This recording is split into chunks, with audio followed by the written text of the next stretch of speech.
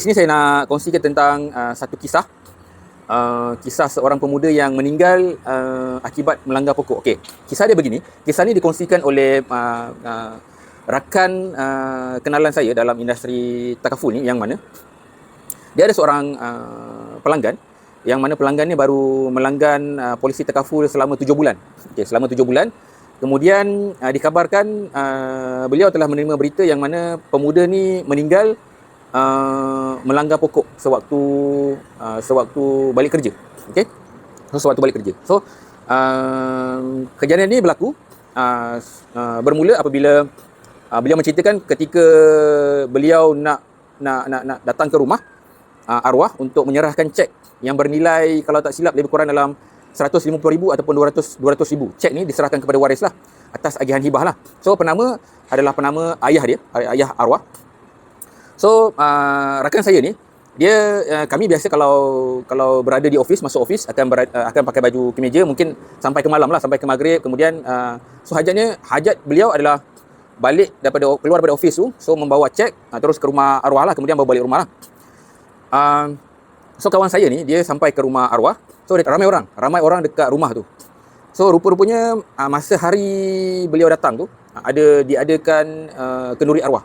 So diadakan kenduri arwah. Kemudian beliau dengan keadaan berkemeja pergi datang ke rumah mencari ayahnya arwah, sebab cek tu dinamakan, penama dia adalah ayah arwah lah, sebab dia bujang lagi.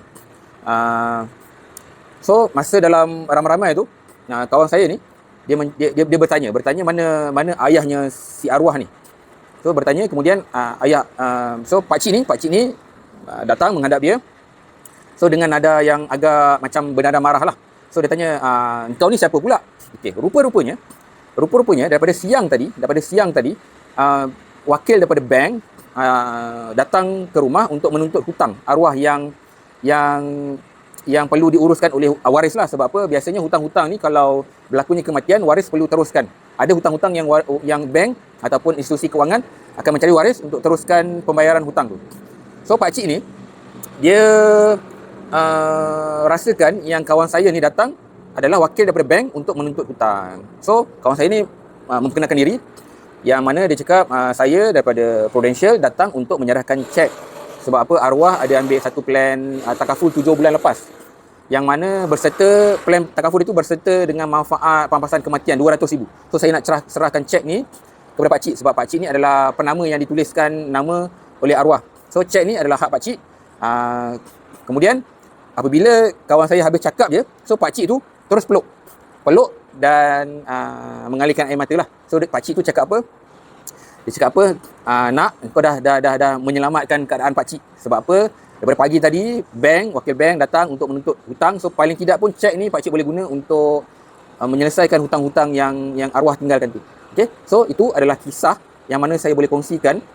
Di dalam plan takaful mempunyai satu manfaat, yang mana manfaat ni kita panggil pampasan kematian. Okey, pampasan kematian. Jadinya pampasan kematian ni boleh diagihkan secara hibah. So bermaksud diagihkan secara hibah tu, berlakunya kematian, so pampasan ni Prudential akan bayar kepada penama dengan secara agihan hibah. Dan mana seperti anda maklum, hibah ni adalah salah satu konsep agihan yang termasuk kategori faraid, wasiat, hibah dan juga trustee lah. So hibah ni, kalau konsep agihan hibah, tak ada mana-mana orang boleh menuntut untuk hak hibah tu lah. So itu adalah salah satu manfaat yang berada di dalam plan takaful kami.